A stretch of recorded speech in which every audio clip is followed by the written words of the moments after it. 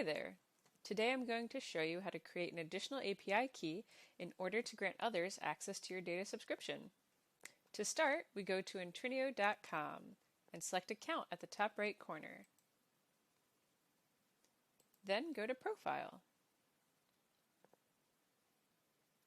From here, select API keys at the left side of the page.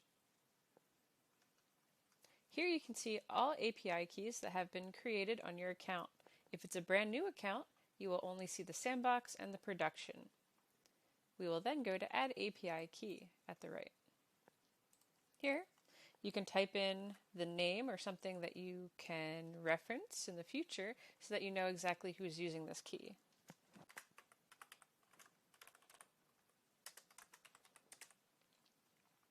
Next, select if you would like it to be a private key for use on your backend or a public key for use in a client-facing portal or search feature or anything you might be building out. Next, select production environment and create. Here you can see the brand new key we just created, and if we would like, you can copy to clipboard, or if you click this, it'll also show you the whole key so you can copy it and provide it to any third-party providers or any other users you would like to use it.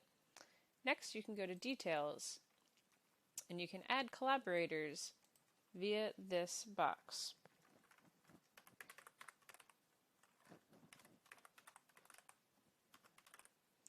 All you need to do is go ahead and add their email that is already associated with an Intrinio account and select Add.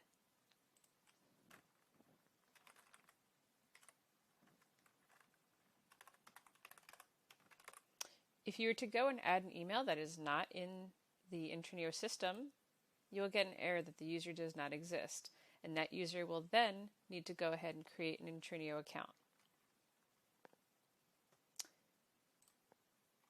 You can also remove access by selecting Remove, or delete the key entirely by selecting Delete. I hope this video helped educate you on how to create a key, add collaborators, and to do some simple troubleshooting.